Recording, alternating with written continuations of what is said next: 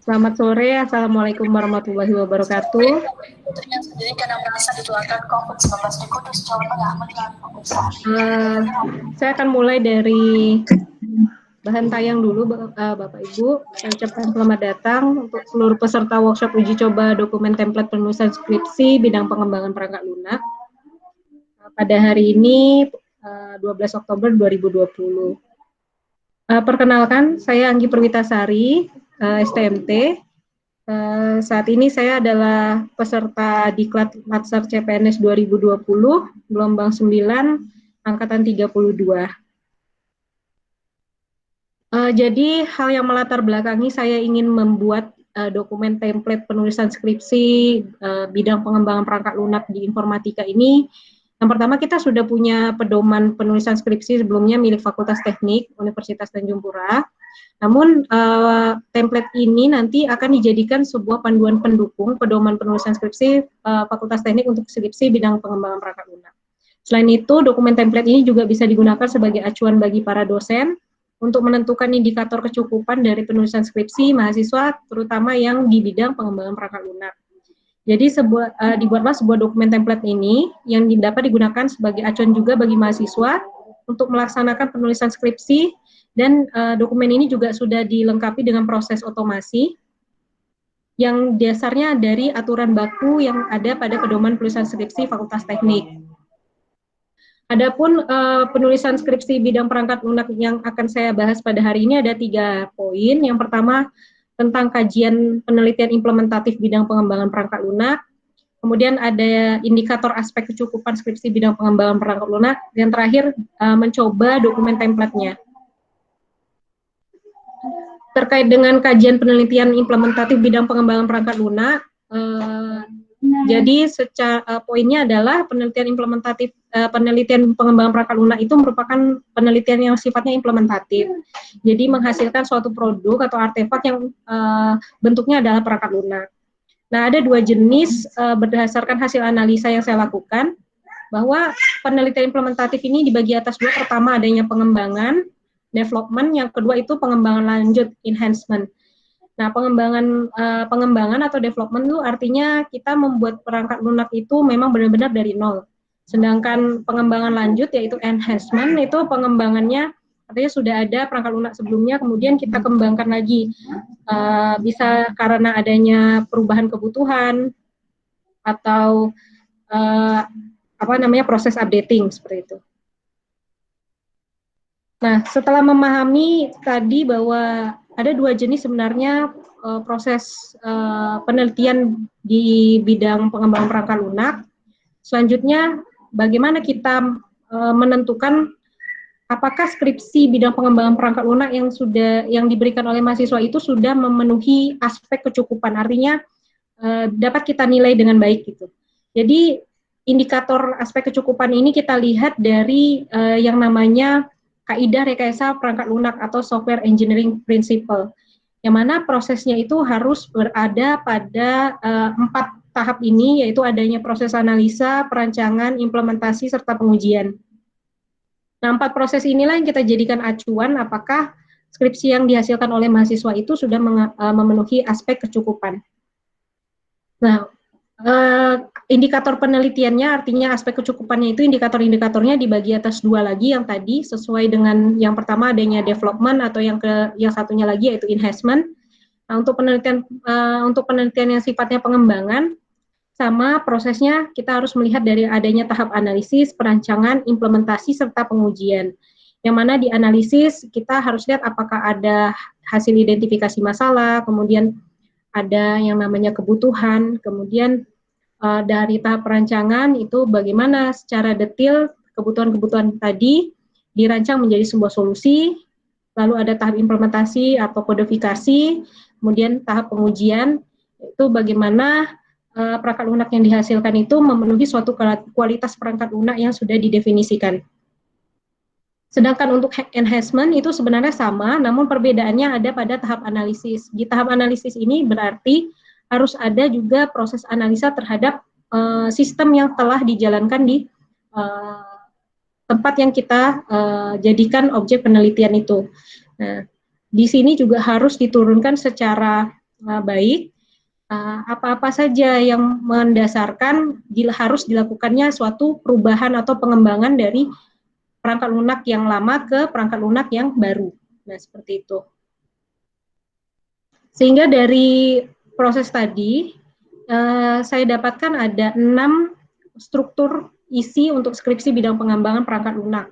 Pada pedoman Fakultas Teknik itu strukturnya ada 5, namun dalam pengembangan perangkat lunak ini saya kembangkan menjadi 6. Mengapa? Karena proses selama ini proses 3 maupun proses 4 itu sering dijadikan satu. Kita bisa lihat dari skripsi-skripsi milik mahasiswa, itu kebanyakan menggabungkan antara metodologi penelitian dengan analisa kebutuhan. Nah, itu sebenarnya tidak sebaiknya seperti itu, tidak seyogyanya seperti itu, karena metodologi penelitian ini seharusnya hanya membahas tentang bagaimana melakukan penelitiannya. Jadi bukan membahas tentang bagaimana mengembangkan perangkat lunaknya. Nah, jadi metodologi penelitian itu sendiri artinya metode atau teknik apa yang kita gunakan untuk melakukan proses penelitian dari mulai analisa masalahnya hingga penulisan laporannya. Itu yang terjadi. Ya, kemudian kalau analisa kebutuhan, perancangan perangkat lunak, hasil implementasi dan pengujian itu dilihat dari metode atau teknik pengembangan perangkat lunak yang kita gunakan. Nah, seperti itu. Sehingga didapatkanlah 6 struktur skripsi ini. Nah, untuk bab 1 sampai ke bab 1 hingga bab 2 itu sebenarnya strukturnya sama persis dengan pedoman penulisan skripsi Fakultas Teknik. Jadi tidak ada perubahan, namun di metodologi penelitian ini isinya adalah hanya fokus pada cara meneliti saja. Sehingga di sini boleh diturunkan, namun ini tidak menjadi baku, ini tetap memerlukan supervisi dari dosen pembimbing, yang mana isinya mungkin alat dan bahan penelitian, metode teknik penelitian, proses pengumpulan data, teknik pengumpulan data, di mana lokasi penelitiannya, kemudian apa metodologi pengembangan perangkat lunak yang digunakan, teknik atau metode pengembangan perangkat lunak yang digunakan, misalnya waterfall atau Scrum, Agile, nah seperti itu. Sedangkan untuk subbab selanjutnya ini baru bersentuhan dengan software principle tadi. Artinya proses analisis dan proses perancangan itu dapat dijadikan satu, yang mana dalam proses analisa itu kita harus lihat isi-isinya itu harus mengikuti kaidah rekayasa perangkat lunak, software engineering principle tadi. Dan ini contohnya, tapi tidak terbatas pada ini, tetap memerlukan supervisi dari dosen pembimbing. Ini bisa diturunkan identifikasi masalahnya, stakeholder, aktor, kemudian bagaimana sistemnya sudah berjalan, lalu dilakukan proses analisa dengan alat bantu UML seperti use case specification, atau diagram proses bisnis, nah seperti itu. Lalu ada juga spesifikasi kebutuhan perangkat lunak, fungsional, non-fungsional, nah inilah yang diturunkan di proses analisa kebutuhan. Kemudian dari proses analisa artinya selanjutnya sesuai dengan software principle tadi kita rancang. Nah, di sini bisa digambarkan arsitekturnya, kemudian dirancang dengan alat bantu perancangan, misalnya DFD, kelas diagram, atau menggunakan flowchart untuk menggambarkan merancang algoritma, atau untuk merancang model data bisa menggunakan ERD, antarmuka dengan perangkat-perangkat mockup. Nah, itu digambarkan pada proses perancangan. Sehingga pada bab selanjutnya di bab 5 yaitu implementasi dan pengujian. Nah, ini adalah tahap ke 4 dan 5. Ini di sini bisa digambarkan bahasa apa yang digunakan untuk mengembangkan, lalu struktur pengembangannya seperti apa, sehingga menghasilkan softwarenya. Lalu bisa juga digambarkan misalnya screenshot antarmukanya, itu yang biasanya dilakukan oleh mahasiswa. Nah, selanjutnya untuk pengujiannya, itu bisa diterapkan teknik-teknik pengujian yang diinginkan, tergantung dari kualitas apa yang kita harapkan. Misalnya functionality atau adaptability, reusability, correctness, reliability, portability, maintainability, maupun jenis-jenis kualitas perangkat lunak lainnya. Sehingga setelah dilakukan pengujian, dilakukan pula analisa hasil pengujian. Nah, di sini diharapkan mahasiswa itu memberikan kita wawasan, memberikan bagi pembacanya wawasan insight-nya terhadap perangkat lunak yang dikembangkan. Jadi tidak terbatas pada pernyataan berhasil, dibuat, atau bekerja dengan baik. Nah, seperti itu. Inilah struktur terakhir yang penting dari bidang pengembangan perangkat lunak. Selanjutnya, ini saya telah membuat struktur-struktur tadi berdasarkan analisa yang sudah saya kerjakan tadi ke dalam sebuah dokumen template, yang mana dokumen template ini sedikit berbeda dengan dokumen template milik Fakultas Teknik. Jadi, sebentar, terclose.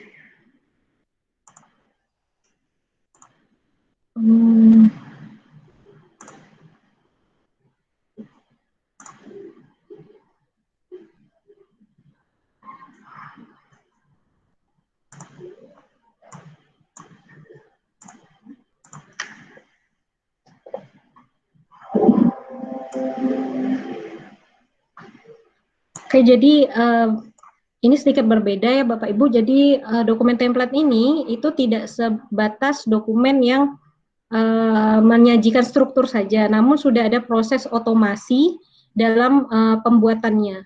Proses otomasinya itu ada beberapa macam. Nah, mungkin Bapak dan Ibu bisa saya persilakan untuk mencoba membuka dokumen template yang ada, yang sudah saya lampirkan di dalam di dalam Google Meet.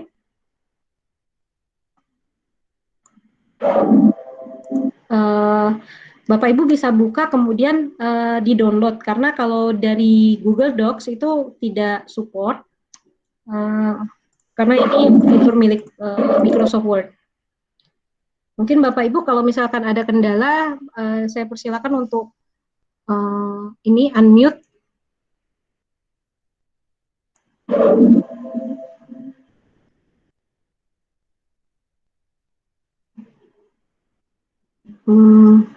Ya, Pak Hengki, Pak Yus, Bu Helen, Pak Rudi.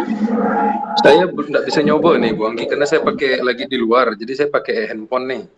Oh iya Pak, siap. Saya juga pakai handphone nih Bu Anggi, laptopnya dari kemarin. Agak susah nih saya nyobanya sekarang. Siap. Kalau begitu izinkan saya untuk menampilkan cara penggunaannya. Kemudian jika memang ada yang ingin ditanyakan, saya persilakan ya Bapak Ibu. Baik. Oke, ya, Bu Anggi demokan aja, saya sambil lihat. Siap. Oke, siap. Saya sambil buka-buka nih. Oke Pak. Kalau Pak Yus biasa emang tuh laptop sampai 3 deh on. Ini .m ya anaknya ya, extensionnya. Iya Pak. .m.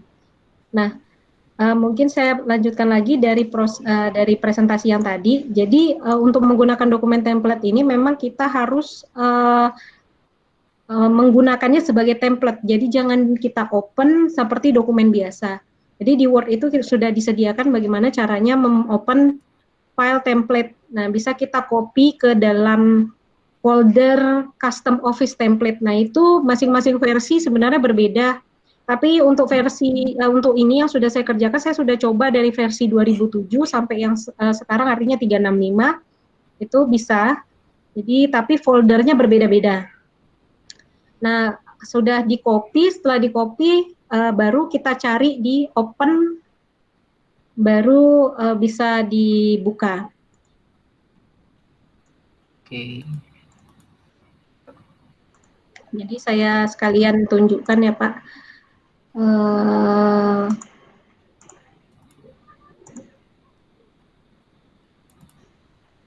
Saya tampilkan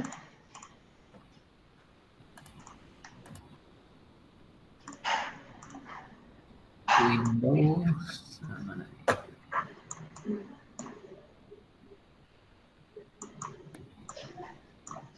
Dokumen custom ya. Iya. Ini Office bajakan bisa dong? Oh, bukannya dia udah dikasih Bu Helen nih Pak, saya sengaja ngundang Bu Helen ini, langsung pemilik Office 365. Oh iya, 365 ya? Iya. Kalau saya coba yang lokal dulu.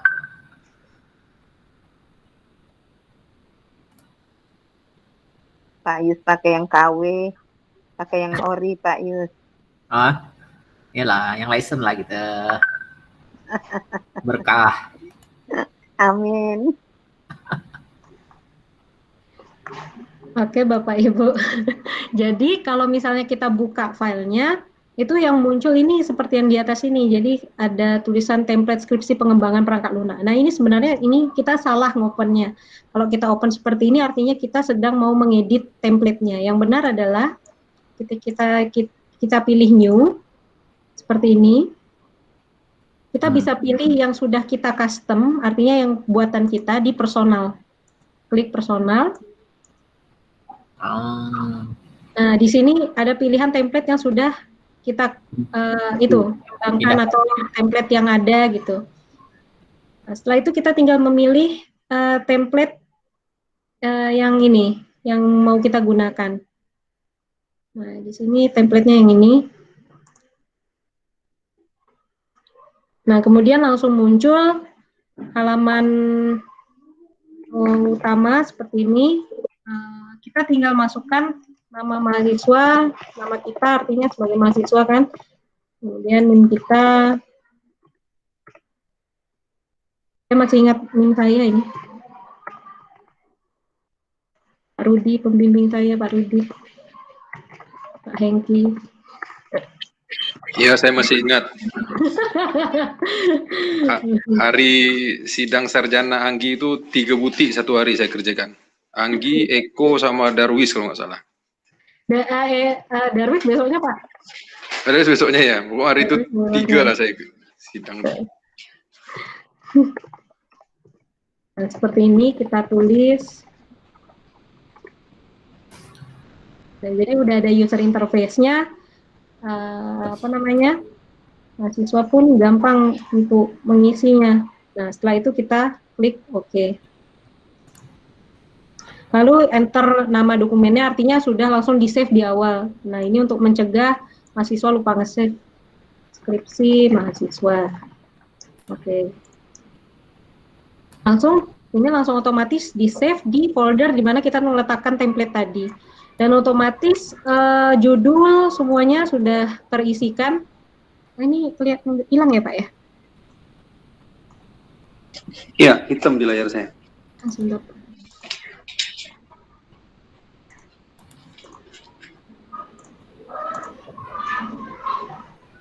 Nah, oke, ini otomatis langsung judul ini terisi Pak. Nah, judul ini langsung terupdate, kemudian untuk beberapa struktur lainnya, ini tidak bisa diedit. Nah, seperti ini kayak tulisan skripsi. Jadi saya menemukan ada beberapa skripsi mahasiswa yang judul tulisan skripsi kecilnya ini tidak ada. Tidak muncul. Nah, di skrip beberapa tidak ada ditulis lupa atau mungkin terhapus. Nah, kalau menggunakan template ini kita klik dimanapun dia tidak bisa diedit. Kemudian, ya Bu. Ini sudah otomatis terisi namanya, NIM-nya, kemudian untuk tahunnya juga sudah otomatis terupdate pada tahun terbaru, kemudian halaman pernyataannya juga ini tidak perlu diedit lagi karena sudah otomatis terisi seluruhnya, tanggalnya otomatis terupdate. Begitu pula untuk halaman pengesahannya, ini juga semuanya sudah otomatis. Lalu dibuat pula di sini di halaman pengesahan ini, mahasiswa tuh seringkali masih ada juga yang nanya, Bu, NIP-nya berapa Bu? Gitu. Bu, NIP-nya berapa Bu? Saya enggak tahu Bu. Padahal ada data kepegawaian. Unpan. Nah, tapi karena untuk mencegah hal itu, di sini sudah tersedia database, jadi mahasiswa tinggal pilih nama, misalnya Bu Lasti, gitu ya. Nanti otomatis langsung terupdate juga NIP-nya. Nah, kemudian kan kita nggak ganti NIP, jadi aman. Tapi ini karena database ini masih bisa diupdate di luar gitu. Kemudian misalnya Bu Anggi Sri Murdianti, saya misalnya gitu ya. Misalnya Bu Yanti, nah seperti itu. Nah ini otomatis mahasiswa sudah tinggal pilih saja dosen yang menguji ataupun membimbing. Seperti itu proses otomasi selanjutnya. Kemudian di sini juga kata pengantar ini secara hormat, yang atasnya boleh dirubah, yang bawahnya ini sudah dibikinkan ucapan terima kasihnya ini langsung update dari halaman pengesahannya. Jadi sesuai dengan halaman pengesahan, kata pengantar ini akan sesuai pada halaman pengesahan. Kecuali dosen PA, karena dosen PA kan nggak ada di halaman pengesahan, nah ini diisi. Seperti itu. Nah, ini juga sudah otomatis dari UI yang tadi. Abstrak ini sudah diberikan beberapa panduan yang sesuai dengan isi pedoman. Nah, kalau template sebelumnya yang milik Fakultas Teknik memang tulisannya XXX, tapi itu maksudnya supaya tidak membatasi mahasiswa, namun dan supaya mereka juga membaca pedoman. Nah, tapi di template ini juga sedikit diberikan arahan, walaupun tetap dituliskan harus mengacu pada pedoman penulisan skripsi Fakultas Teknik. Nah, seperti itu. Untuk template sebelumnya juga hanya tersedia abstrak bahasa Indonesia, untuk abstrak bahasa Inggrisnya belum ada. Nah, di sini sudah disediakan template untuk pengisian untuk abstrak bahasa Inggris. Nah, itu otomasi dengan UI, Bapak Ibu. Sedangkan untuk otomasi di dalamnya, ini saya menggunakan fitur yang namanya Quick Parts. Nah, Quick Parts ini adalah menambahkan template-template kecil di dalamnya lagi gitu. Nah, di sini sudah ada saya tambahkan bagaimana sih menggunakan Quick Parts pada dokumen template-nya. Jadi di dalam pedoman itu sebenarnya yang baku itu ada 4, yaitu cara penulisan tabel, cara penulisan gambar, kemudian cara penulisan kode program, dan cara penulisan persamaan. Nah, keempat itu saya buatkan dalam bentuk Quick Parts namanya. Nah, bentuk Quick Parts-nya ini contohnya seperti ini. Misalnya kita mau membuat persamaan seperti ini. Nah, persamaan yang sudah memiliki penomoran, artinya sudah gampang. Mahasiswa tinggal memilih mana nih mau bikin persamaan. Mahasiswa tinggal memilih insert, kemudian mana ya? Ini kurang besar sebentar. Nah, ini. Cross reference. Ya, kalau cross reference ini untuk ini, Bu, untuk mengacu pada gambar yang mana. Nah, itu cross reference. Kalau yang ini Quick Parts. Nah, ini contohnya misalnya Quick Parts saya mau bikin tabel ya Bapak Ibu ya. Artinya saya tekan insert, kemudian saya tekan table ini, lalu kita pilih Quick Tables. Nah, di sini sudah ada tersedia format yang untuk skripsinya. Jadi tinggal diklik aja tabel skripsi namanya.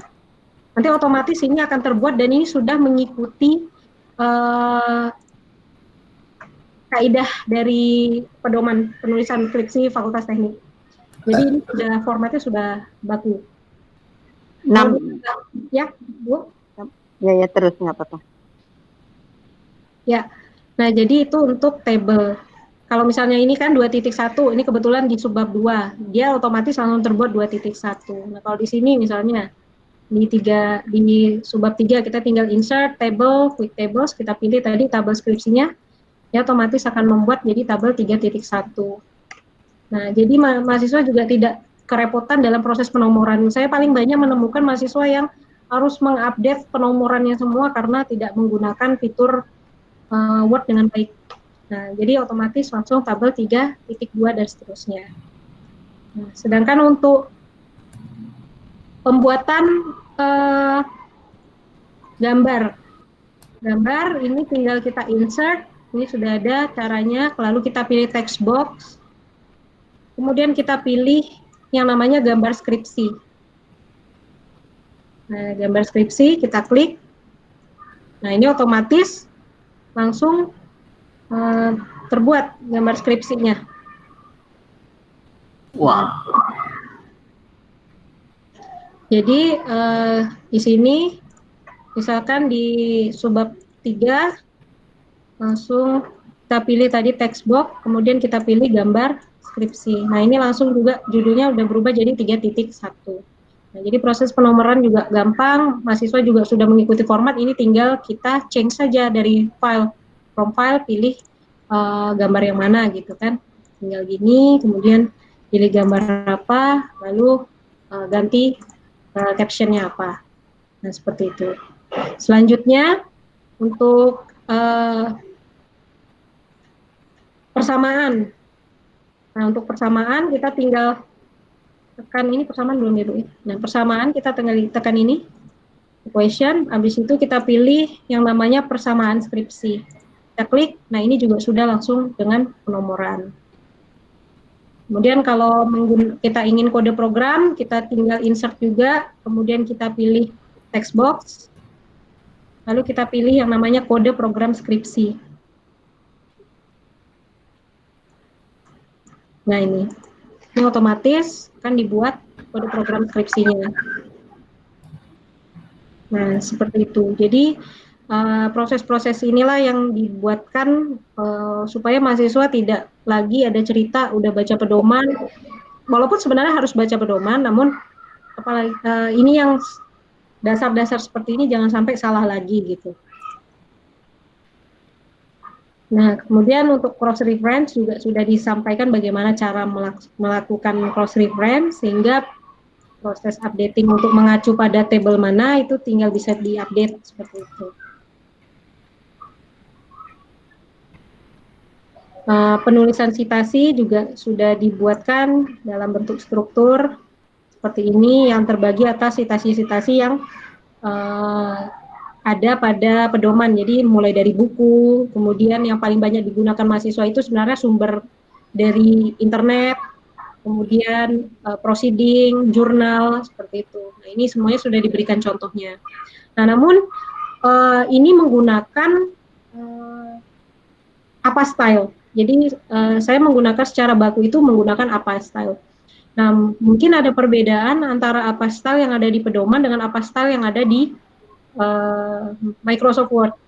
Jadi mungkin mahasiswa dapat menyesuaikan hal tersebut karena ini memang tidak bisa diganti pada Word-nya ya. Jadi contohnya misalnya kayak kata diakses itu kalau menggunakan apa style yang sebenarnya itu kata-katanya dalam bahasa Indonesia menjadi dipetik. Jadi bukan diakses, seperti itu. Kalau menggunakan bahasa Inggrisnya baru dia access, tapi di Indonesianya dia dipetik. Namun ini sudah saya lihat secara format sebenarnya pedoman Fakultas Teknik itu menggunakan apa style, nah seperti itu. Kira-kira seperti ini saja Bapak Ibu untuk proses otomasinya. Mungkin memang sederhana, tapi semoga ini berguna dan semoga ini memang bisa kita gunakan selanjutnya ke depannya untuk membantu proses penelitian mahasiswa di informatika Fakultas Teknik Universitas Tanjung Pura Pontianak. Sekian presentasi dari saya. Mungkin untuk selanjutnya Bapak Ibu misalnya ada yang mencoba atau yang ingin ditanyakan dipersilakan Pak, Bu. Saya nih template-nya belum muncul nih, guys. Pak. Mungkin boleh Pak kalau ingin dibagikan Pak biar ini pengen lihat. Bu Anggi, nama saya salah. Kenapa Bu? Nama saya salah. Nama Ibu salah kok Bu? Oh iya saya ganti di basis data Bu. Mohon maaf Bu. Mana Bu? Sebentar Bu. Ya kok Bu. Helen. Oh karena nama Ibu gabung ya Bu ya? Yes. Betul iya. Saya tuh taunya nama Ibu pisah soalnya. Tapi kan nama Ibu harusnya gabung di sini. Siap. Nanti diganti ya Bu. Contoh ya Bu. Tuh. Kan kalau dipakai kan enak ya Bu ya. Jadi sudah. Iya contoh sih Bu. Gimana Pak? Bu Anggi. Iya Pak. Bu Anggi, saya apresiasi benar dengan apa yang Bu Anggi kerjakan nih. Karena saya sering sekali temukan benda ini bermasalah memang. Jadi ini dengan adanya yang Bu Anggi buat ini mudah-mudahan lah kesalahan-kesalahan dalam tata tulis, segala macam aturan bikin tabel, gambar semacam itu bisa diminimalisir lah oleh mahasiswa kita. Karena bagaimanapun juga kan begitu ini jadi kan ini yang dibaca orang. Kalau masalah aplikasinya kan ya sudah ada yang bisa ditengok, ada yang enggak kan gitu. Nah ini luar biasa memang. Saya cuman ini aja tambahan sedikit Bu Anggi, nanti penjelasan ke mahasiswanya tuh bahasanya ini kan memang bahasanya tinggi nih. Ada ndak bahasa yang lebih simpel mungkin ya bahasanya tuh, sehingga kita tahu sendirilah kualitas budak-budak itu kan ada yang daya nalarnya tinggi, tapi ndak sedikit juga yang daya pahamnya terhadap benda-benda ini masih tak paham-paham. Saya sampai letih juga jelaskan ke mereka. Jadi saran saya sih mungkin bahasa yang digunakan nanti di template itu pakai bahasa yang sederhana saja. Lalu yang terus kalau perlu saya suka dengan yang model yang Pak Yus punya. Pak Yus itu dia selain dikasihkan teori, dia insertkan juga contoh di situ. Misalnya bagaimana membuat latar belakang masalah. Nah, Pak Yus sampaikan teorinya, lalu dia kasih contoh nih, misalnya untuk kasus COVID gimana gitu. Nah, saya suka yang model kayak gitu tuh lebih sederhana untuk dipahami gitu kan. Lalu yang kedua mengenai tabel tadi Bu, yang sering terjadi kendala di budak-budak itu. Nah, kalau tabel itu kan Ibu kan tadi insert tabel langsung jadi itu ya. Nama keterangan tabel segala macam. Nah, itu kalau untuk tabel itu seandainya nyambung ke halaman berikutnya itu belum dicobain tadi itu Bu. Dia auto nggak gitu, atau dia insert tabel lagi. Kalau misalnya tabel itu nyambung ke halaman ketiga, ke halaman keempat gitu. Itu saya tadi terskip lihatnya tadi itu. Nah, itu saya mau tanyakan tuh. Siap, Pak. Nah, itu gimana tuh modelnya tuh? Jangan sampai sering salah tuh kayak gitu tuh. Iya, benar, Pak. Oke. Terima kasih Bu Anggi. Ya, terima kasih Pak Hengki. Baik Pak, memang benar ini kan saya pun berpikir gitu kan, ini gimana ya caranya supaya nanti template-nya benar-benar bisa diaplikasikan sama mahasiswa. Namun memang tidak juga membatasi ini pemikiran mahasiswa untuk berkembang gitu Pak. Jadi, tapi memang benar kata Pak Hengki, memang mahasiswa itu kadang-kadang kalau nggak dikasih contoh, nggak mikir, dia jadi bingung gitu kan, ini sebenarnya maksudnya masalah, oke, masalah, tapi gimana ya cara nulis masalah, nah biasanya kayak gitu. Nanti mungkin saya minta arahan Pak Yusolfa secara langsung, mungkin contoh dari beliau, nanti saya akan coba terapkan di template saya. Kemudian, untuk yang tabel tadi ya Pak ya, tadi alhamdulillah sih udah bisa, jadi kalaupun kita spasi hingga ke bawah gitu, nanti judul tabelnya ini otomatis akan dibuat, akan nyambung. Oke. Karena kebetulan ini secara settingnya ini seharusnya sudah nih. Oh, yang ini kayaknya saya ngambil file yang salah. Jadi proses tabel ini kan sebenarnya ketika saya membuatnya dalam Quick Parse ini Pak, ini sudah saya berikan yang namanya repeat header rules ini. Jadi ketika pindah seharusnya dia langsung muncul lagi. Tapi ini kayaknya nanti saya perbaiki nih Pak. Tapi sudah kemarin sebenarnya. Tapi tak apa. Saya percaya Bu Anggi pasti mampu. Cuman mungkin ada masalah teknis saja. Iya, benar Pak. Ini teknisnya. Kemarin udah jadi gitu, tapi nggak tahu nih. Karena sebenarnya tinggal diklik aja di repeat header rows itu Pak. Nanti saya tambahkan. Oke, terima kasih Pak Hengki masukannya. Ternyata sip. Kamu juga barang yang masih konsep kan? Ya. Versi beta kan ini kan? Ya, ini versi beta. Tapi nanti setelah ini langsung jadi, insya Allah setelah ini langsung proses sosialisasi, terakhir proses validasi Pak. Dalam semester depan udah jadi berarti ini ya? Insya Allah. Jalan ya? Iya Pak. Oke. Ada peserta tambahan kah? Iya Pak. Masuk lo di rekaman lo ini? Nggak apa-apa ya? kan? Oke lah, tak apalah. Namanya juga work from home Pak. Udah ada nih, sudah ada pengganti. Tiba-tiba datang. Mungkin dari Bapak Ibu yang lain mungkin. Terima kasih ya Pak Hengki. Hai Deo, Bibi. Nih saya mau share screen lo ya. Siapa? Saya berhenti dulu. Ini jangan-jangan buat saya nih tak asli kali. Minta akunnya Pak, sama Bu Helen Pak. Share screen-nya lah.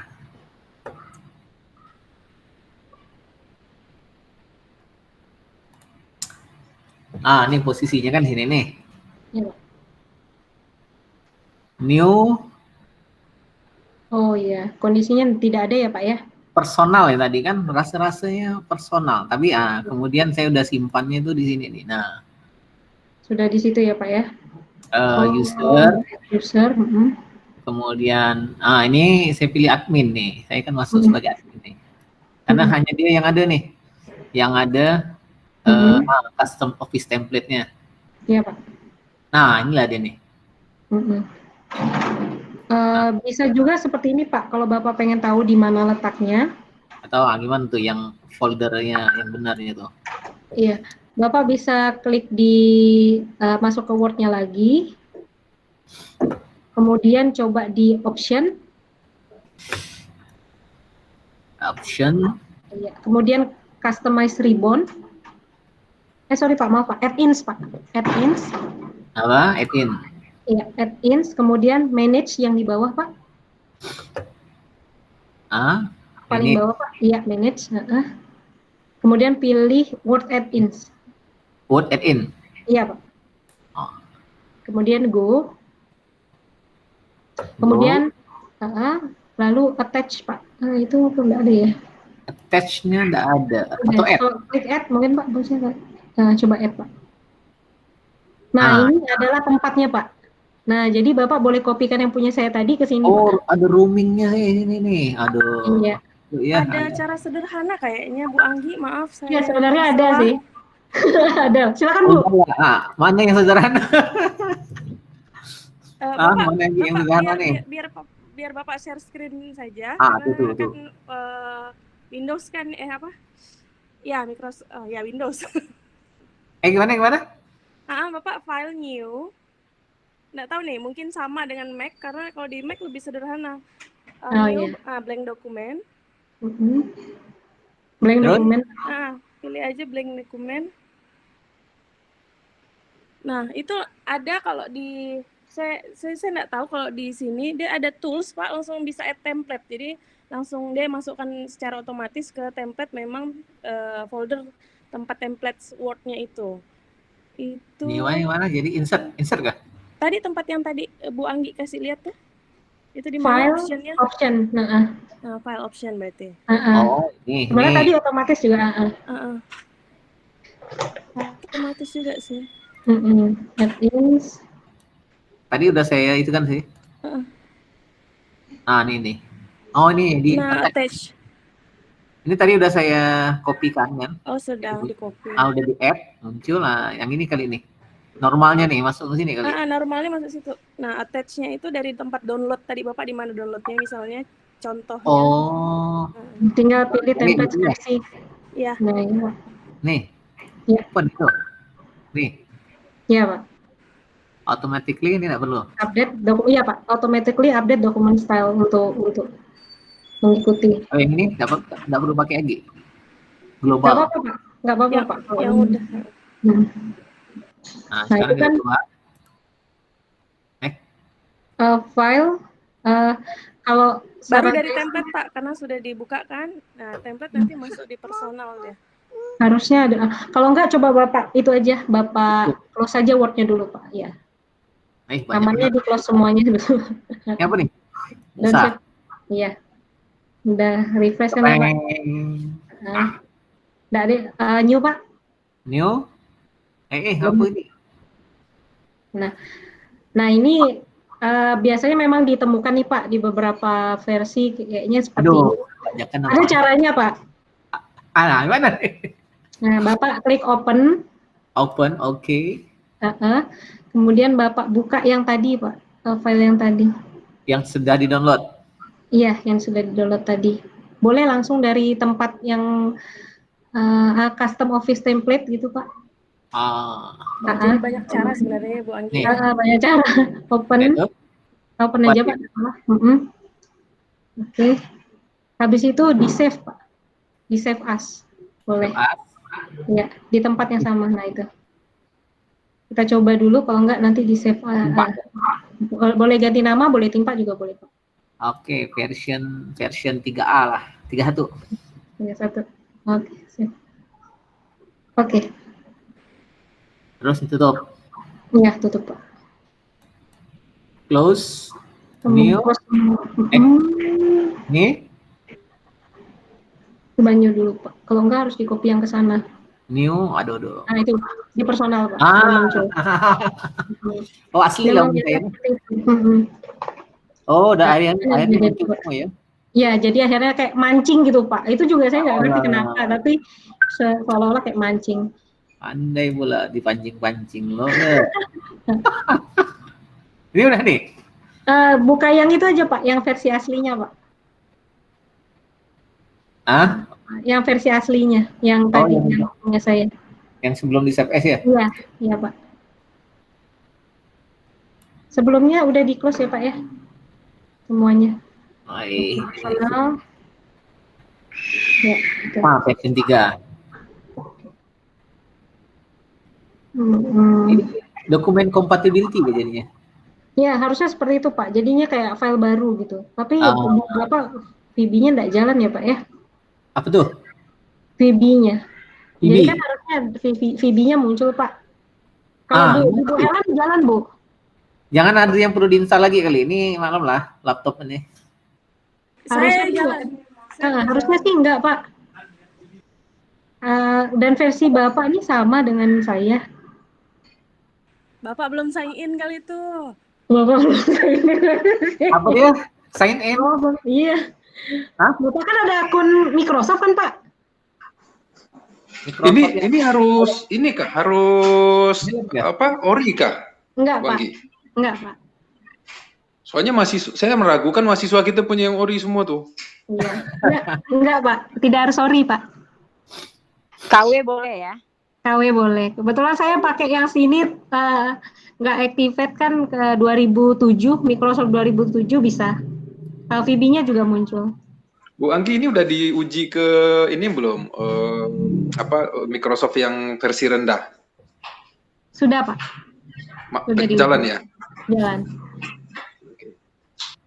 Halo Pak Ji. Kalau kajurnya tak bisa berarti batal nih Ji. Belikan device baru Pak yang benar nih Pak. Hah? Belikan device baru ya ini. Tunggu yang bantuan Eropa tuh bila? Eropa aja kena COVID gimana sih itu? Acor ya.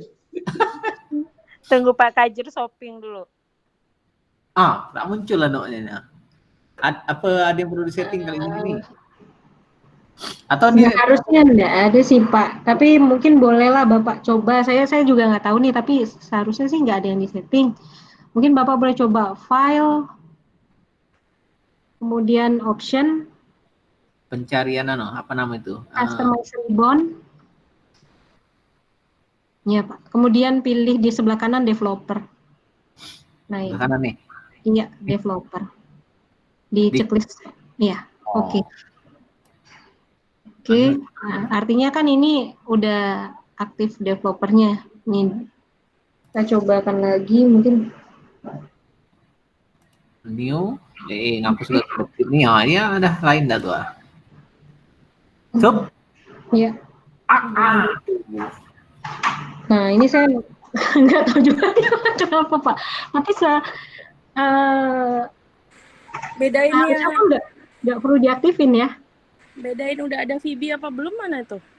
Di developernya itu. Jadi kalau Bapak klik di tab developer. Yang mana tadi? Iya, di ini Pak, yang di developer di samping view Pak. Kemudian Bapak bisa klik Visual Basic. Iya.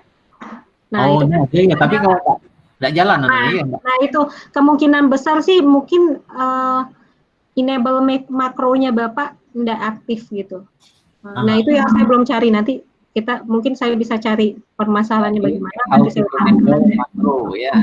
Iya Pak, jadi kalau misalnya pertama kali kita pakai itu kan biasanya ada tulisan di atasnya kayak apa balon kuning gitu kan, apakah mau enable konten itu gitu, karena kan bisa saja isinya virus Pak. Nah mungkin dari setting Bapak makro tuh otomatis tidak jalan gitu mungkin. Oh ya, tadi pasti Mac juga ada tuh enable. Ini makro setting nih, ini. Makro security-nya Pak, benar. Disable. Disable all, nah itu dia. Harusnya enable. Enable aja.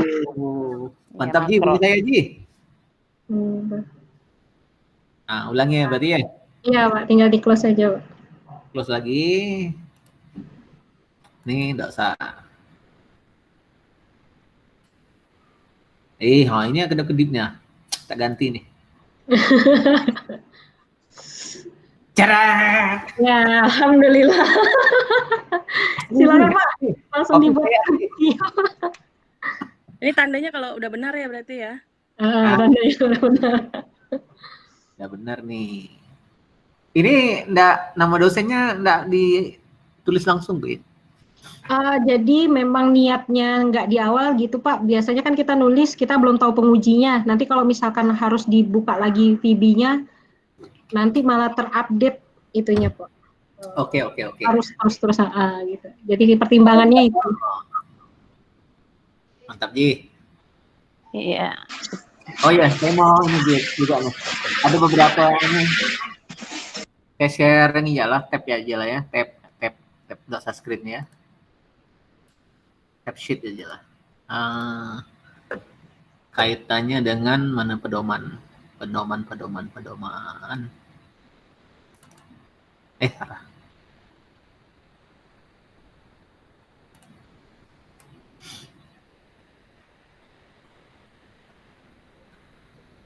Nah, untuk kata pengantar, udah dibagikan ya nih ya. Ya, benar. Nah, ini kan yang di pedoman 2015 nih, ya. Nah, untuk kata pengantar ini, jadi dia tidak pakai bullet nih. Numbering, tidak pakai number. Jadi langsung disebutkan saja ini. Kemudian kalau nggak salah di sini nih bab paragraf pertama kan ucapan syukur, paragraf kedua ini pengantarnya nih justru nih, kata pengantar itu berada di sini nih. Pengantar ini menjelaskan isi yang mau dihantarkan. Jadi skripsi ini berisikan atau penelitian ini berisikan gitu kan. Jadi dikopas saja ini dulu. Nah kemudian yang ucapan terima kasih ini memang kalau di panduan sih ada penjelasannya kalau nggak salah saya. Hal yang terkait dengan penelitian saja nih. Pembimbing, membimbing pendamping penguji ya. Penguji yang belum nih kemarin tidak sempat direvisi, harus direvisi lagi. Tapi prinsipnya mereka yang berkontribusi, jadi dianggap itulah. Kalau penguji kan berkontribusi itu, karena kita kan dua tahapan. Tertutup dan terbuka kan, berarti di tertutupnya dia ada masukan-masukan. Kemudian pihak-pihak penyandang dana segala macam, ini kadang-kadang mereka asal-asalan juga misalnya kan, itu berpengaruh tuh sebenarnya itu ya kira-kira seperti itulah. Sebenarnya deskripsinya sih ada di panduan sih sebenarnya. Iya Pak. Cuman saya kira itu ininya. Tapi yang jelas kalau yang nampak jelas ini adalah tidak adanya poin-poin bullet atau numbering. Nah, sini nih masalah. Kemudian selebihnya sudah sesuai ini format. Nah, tinggal nanti perlu kita ini kan berarti kan menjadi 6 bab nih. Nah, jadi memang perlu sosialisasi ke mahasiswanya nih, ya. Itu yang karena dia akan mengalami perubahan-perubahan, sama juga dosen kita sendiri, kan. Nanti menyalahkan mahasiswa pula, pada mahasiswa udah update, dosennya pula tidak update. Ya Pak. Nah, tapi kalau Pak Haji udah update sih aman dah. Siap. Kalau Pak Iki udah ada dalam tim tuh aman tuh biasanya. Berarti ininya ya tolak ukurnya Pak Haji. Kalau update ya aman semua. Berarti pesan, berarti yang lain udah update juga gitu. Uji validasi cukup 1 lah berarti Pak Heng. Pak Hengki aja, Pak Haji udah aja oke cukup. sama Enggak apa, yang penting ada duit enggak tuh? Tanya Pak Miji dulu ya Pak ya. Ada duit enggak dulu? Kalau dulu kena karantina. Ya, memang mahasiswa nih, walaupun informatika kadang-kadang dokumen ini nih sangsut juga. Jadi padahal kita kan udah bagikan template ya kan. Jadi style-style di template tuh dia tak pandai pula makainya. Daftar pustaka. Diubah-ubahnya kan, diubah sana sini, ujungnya ngelain kan dokumen ngikut berubah. Bingung seorang, udah kacau. Padahal apa namanya ya tinggal ngikut maksud template itu kan. Iya. Nah, dan kemungkinan besar juga pada saat template ini dia kan, apalagi pakai makro kan, nah mulai banyak ini hitungnya nih gitu kan. Jadi memang perlu di apa namanya dari sisi pemakaian ya, belum dari sisi konten nih, baru dari sisi pemakaian template saja nih. Iya. Nah kemudian oh ini ya oke. Nah ini saya bagikan yang versinya Anggi ini kan. Nah, menjadi bab 5-nya analisis kebutuhan dan perancangan. Nah, hal yang apa namanya mahasiswa sering split itu memang antara metodologi penelitian dengan metode pengembangannya sendiri gitu kan.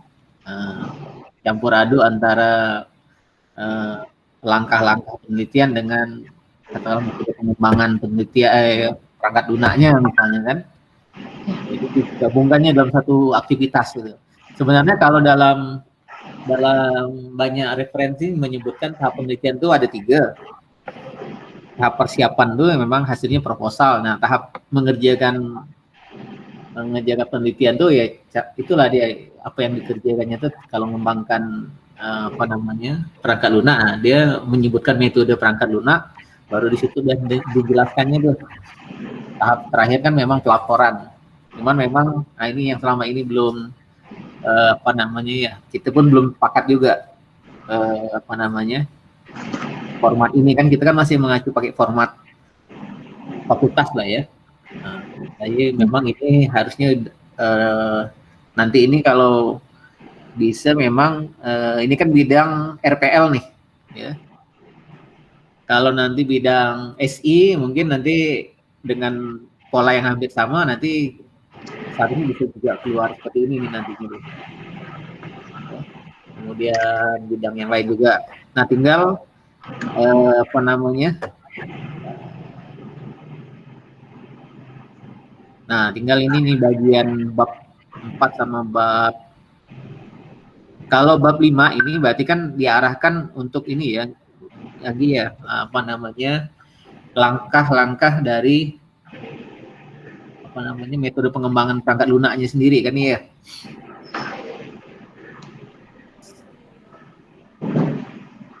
Nah, sedangkan untuk bab 4-nya ini memang menceritakan metodologi ini menyangkut alat dan bahan, tool nih, lokasi penelitian, apa namanya. Nah, di sini mungkin ditambahkan ini nih. Sebenarnya langkah penelitian itu sebenarnya dari sini nih. Langkah penelitian. Kayaknya bab di tempat Bapak bergeser kayaknya, Pak. Mana? Iya, Kak? Iya, Pak. Harusnya kan itu bab analisis bab metodologi penelitian itu bab 3, Pak. Oh, bab 3, Kak. Mungkin pernah tidak sengaja tersave atau gimana mungkin, Pak. Ini saya ngambil dari mana, Pak? Google Drive. Iya. Ini Pak, Google Drive ini kalau nggak di-download gitu, Pak. Oh iya.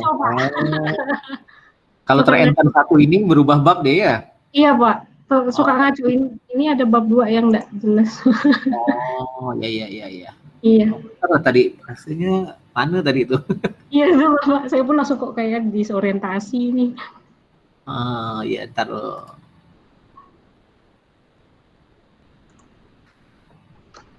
Berarti saya harus lihat dari ya. Oh, ntar ya. Oh, berarti harus di-download ya. Di-download ya. Okay. Biar nyaman. Nah, mau nanya nih, ini luar ini. Oke lah, ini saya baca sambil, oh ya benar nih. Kalau di dokumen ini tidak saya share nih, tapi betul nih. Metodologi penelitian bab 3 nih. Betul. Karena perubahan page-nya kali ini langsung dia terenter, dianggap satu bab sendiri. Tapi isinya kosong tadi, Pak, di bab 2. Oh.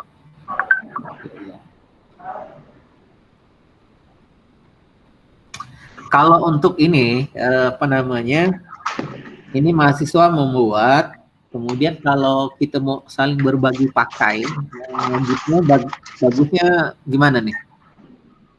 Berbagi pakai untuk pengisian ya Pak ya? Atau berbagi kayak Google Dokumen kan kita bisa ngedit, cuman kan layoutnya jadi acak-acakan tuh. betul. Hmm, Mau tamu jadi kita pakai main download gitu, cuman nggak ada historinya pula, atau pakai GitHub gitu. sebaiknya sih memang boleh sih Pak kalau gunain GitHub, tapi karena tadi makronya itu cuma bisa jalan di Microsoft Word gitu kan ya Pak. Oh. Nah, jadi memang tetap harus di-download ke Microsoft Word gitu Pak. Kalau dijalankan dengan platform, ya Pak?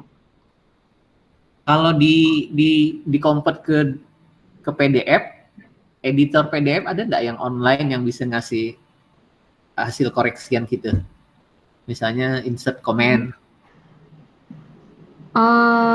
Jadi mereka ambil download PDF-nya yang udah dikomentari, nah mereka nanti ngedit lagi di Word masing-masing. Tapi kita sejarah itu tuh ada gitu. Oh, bisa lewat Google dokumen aja Pak. Jadi pakai Google Docs kalau hanya untuk memang memberikan tanda ya? Bisa Pak.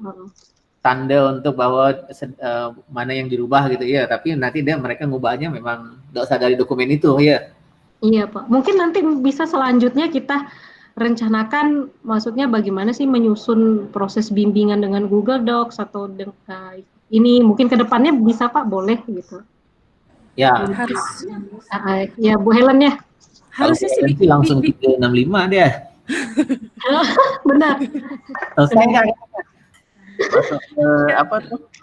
Drop OneDrive. Iya, kalau OneDrive langsung bisa. Cuman Google Drive juga bisa Pak. Google Drive juga bisa kan, kita synchronize terus. Nah, itu kan memang di-save lewat template, itu nanti dosennya itu seharusnya bisa lihat juga. Lalu dia juga bisa lihat komen seperti layaknya Microsoft Word kita biasa. Iya. Walaupun pakai template yang Bu Anggi bikin. Itu kalau pakai 365 tuh. Bukan Pak, pakai Google Drive. Yang tadi Bu Anggi bilang tuh. Google Drive. Iya. Sekarang ini. Iya Pak, artinya ke Google Docs. Tapi maksudnya sih gini Pak, memang template-nya tidak bisa jalan di Google Docs-nya. Tetapi kalau untuk menambahkan komentar saja bisa Pak. Bisa. Proses download, setelah di-download pun sebenarnya tidak ada perubahan yang berarti. Bookmarks-nya kan tetap ada semuanya. Nah, ini masih tetap. Ya. Oh ya. Bisa saya komentari ini. Jadi mahasiswa melihat ini kan ya. Jadi sejarahnya pun masih ada di sini gitu kan. Iya. Tapi mungkin nanti boleh Pak kita cari tahu kembali apakah dengan OneDrive, terus misalnya apakah ada Microsoft yang bisa di-editing via online gitu, nanti mungkin bisa dicari tahu lagi Pak. Malah jadi mudah pakai satu platform. Bisa nggak Bu Helen? Kayaknya bisa ya. Bisa Bu. Bisa ya Bu. Itu Pak. Itu memang yang incaran. 365. Harusnya kompatibel ya. Bisa ya. Nah itu lebih keren lagi Pak. Lebih keren lagi kita. Oh iya. Soalnya ini pokoknya berapa bulan ini saya nyuruh mahasiswa masukkan ke Google Drive saya kan untuk versi-versinya Pak, karena dia mengupload berarti kan hak kepemilikan kan tetap dia tuh. Ya. Jadi dia udah gitu ini kan udah kita revisi segala macam. Pokoknya saya dengan dia lah gitu kan. Tau-taunya dia dihapusnya pula filenya kan. Maksudnya betul-betul file, nanti dia ngupload baru lagi gitu kan. Kejadian Pak. Rasanya ini udah saya edit gitu kan, kenapa lah dia ngupload lagi. Akhirnya saya bilang pokok segala macam yang sudah diupload jangan dihapus. Iya Pak, sering gitu. Jadi dia itu hanya untuk aja kan, untuk membantu dia melihat mana yang sudah diedit. Nanti dia mengedit tetap di dokumennya dia gitu kan. Iya. Oke lah. Overall sih ini sudah cukup membantu ini untuk selain dari sisi penulisan pengerjaan dokumen ya, secara substansi isinya kan berarti sudah lebih detail gitu untuk bidang RPL nih khususnya nih. Nah tinggal ntar sambil saya baca nih, mana tadi. Nah mungkin ada nggak dilengkapi ini clue Kalau RPL ini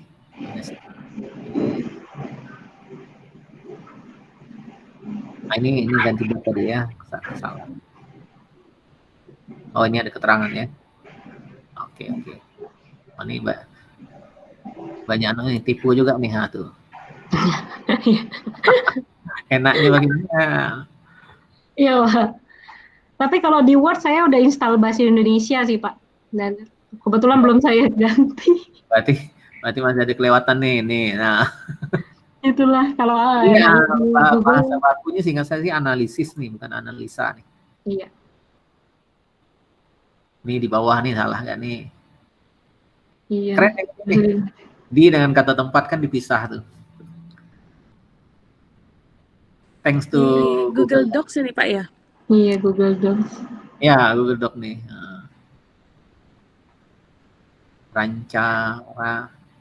Apa ini? Oh, hasil perancangan. Ya, ini lah. Nah, ini pun detail ya. Keren. Subbab nih harusnya double ya. Oh, iya. Dipisah. Subbab. Oke lah, jadi udah ini indikator aspek kecukupan. Kalau bab pengujian ada enggak di sini? Ada Pak. Untuk penjelasan pengujiannya ada. Di bab yang terakhir nomor 2. Nah, kadang ini di Lapati ada mahasiswa mengembangkan software ataupun ya sebenarnya software lah ya, tapi ada gabung nih, ada komputasi juga di dalamnya tuh. Pengujiannya tuh kan untuk menghasilkan rasa agak sulit untuk cari item pengujiannya gitu kan. Kalau melulu black box ya doang tuh pas lewat semua gitu kan. Tapi kalau ada algoritmanya mau white box pun kelamaan gitu kan. Artinya gini, perlu apa ya, semacam clue gitu ya. Clue unjuk kerja apa yang bisa menunjukkan ini performance-nya bagus misalnya kan. Misal kalau hitungan kecepatan tuh kadang-kadang apa ya, sulitan tuh ngukurnya, ujungnya manual lah, pakai timer lah. Timer apa namanya? Artinya gini, mungkin bisa ditambahkan sekiranya ada kebutuhan khusus pengujian gitu kan. Mahasiswa bisa mengembangkan gitu. Nah, ini yang nanti boleh kita bahas lagi. Kalau unjuk kerjanya adalah kecepatan, kalau unjuk kerjanya kemudahan gitu kan, kalau efisien itu apa gitu kan, indikator yang dicapai apa gitu kan, itu menunjukkan kualitas dari perangkat lunak lah gitu. Memang kalau pakai skemanya standar ISO sih banyak tuh pengujian perangkat lunak tuh, pusing malah gitu. Makin banyak. Cuman memang perlu kita highlight apa yang umum.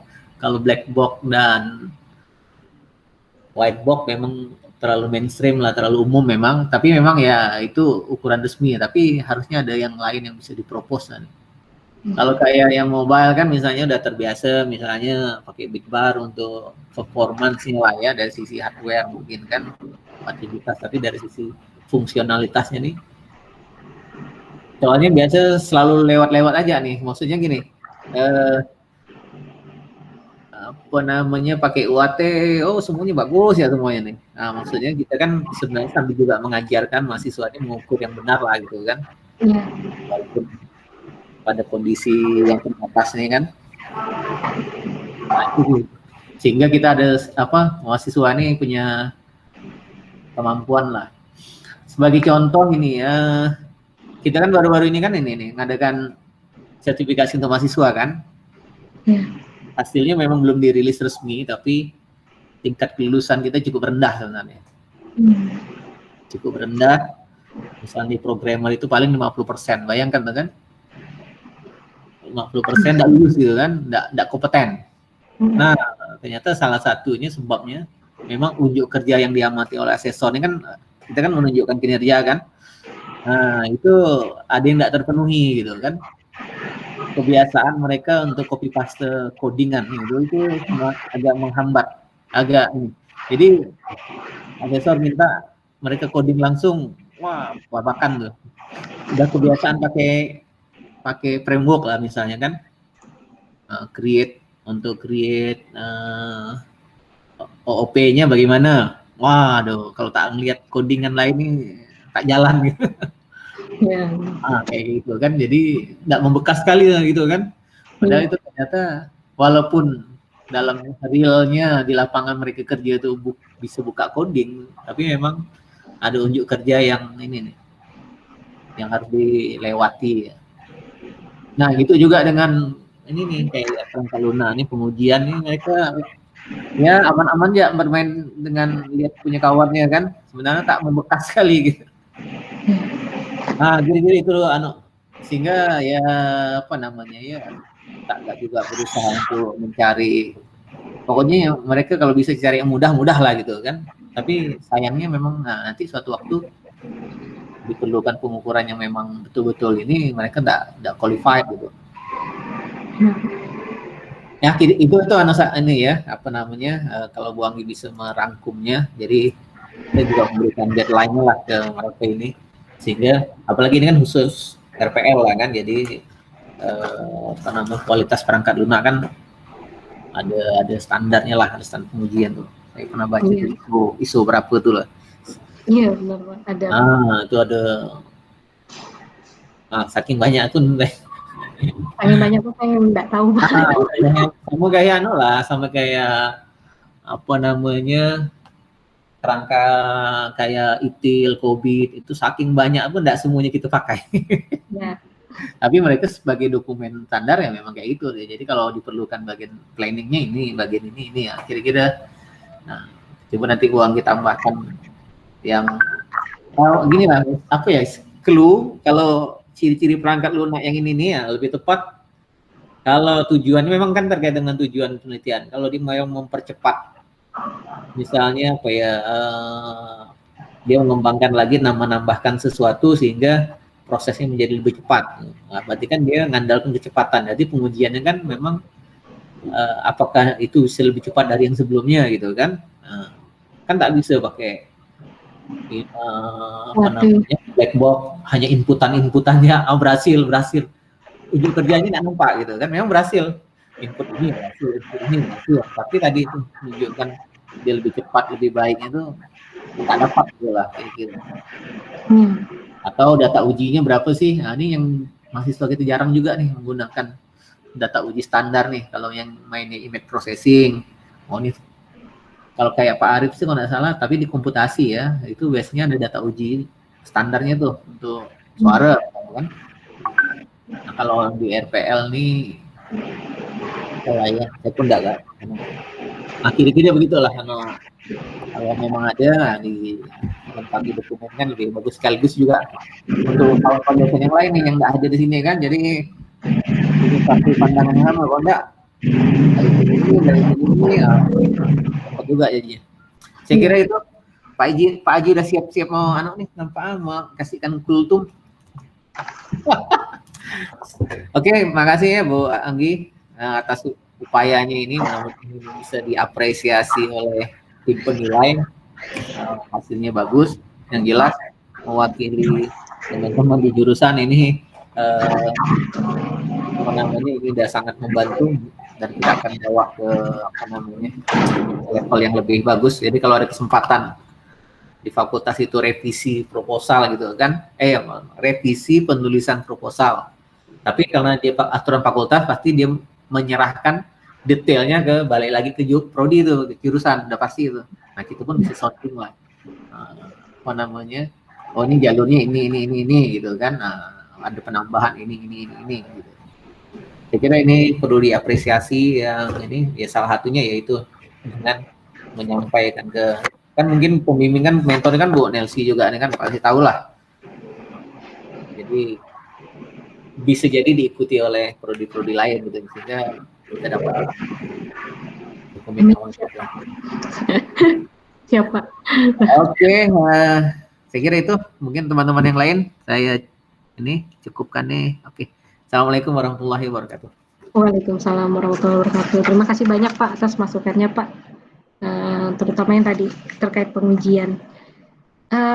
Untuk terkait pengujian sendiri, alhamdulillah sih memang ada proses analisanya sudah Pak, tapi memang saya masih punya kendala, tapi karena saya sudah berdiskusi juga dengan Pak Yus, artinya saya bisa memasukkan itu ke template. Awalnya saya tidak berani masukin ke template karena takutnya terlalu mendrive mahasiswa untuk melakukan pengujian A, B, C, D gitu ya Pak. Tapi mungkin nanti berarti wujudnya dalam clue gitu ya Pak ya. Nanti akan saya buatkan bagaimana wujudnya tuh supaya tidak secara mentah diikuti mahasiswa tapi menjadi clue. Sebenarnya untuk subbab pengujian itu sendiri Pak, kalau mohon maaf nih Pak, jadi maksudnya sedikit dari ranah software software principle tadi. Sebenarnya memang patokannya memang tidak di metodenya ataupun tekniknya, tapi patokannya itu kan ada di yang tadi Bapak sebutkan ISO, itu artinya kualitasnya yang mau dituju yang mana gitu ya Pak. Nah, jadi memang dari sisi kualitas, kalau yang saya sampaikan di subbab yang tampil di layar nih Pak, itu kan salah satu yang paling utama itu adalah fungsionalitas. Kemudian selanjutnya barulah ini pengembangan dari misalnya tadi pakai white box, artinya performansi atau apa gitu. Kebetulan memang tidak secara gamblang saya sampaikan memang benar Pak di ini di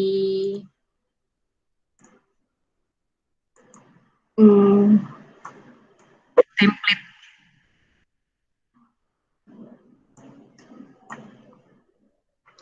Baru secara uraian tentang kualitas apa saja yang sekiranya bisa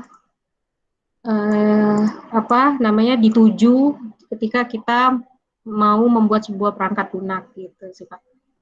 Tapi nanti akan saya sampaikan lagi. Kebetulan memang sebenarnya perangkat lunak itu anehnya mahasiswa itu kan pakai UAT.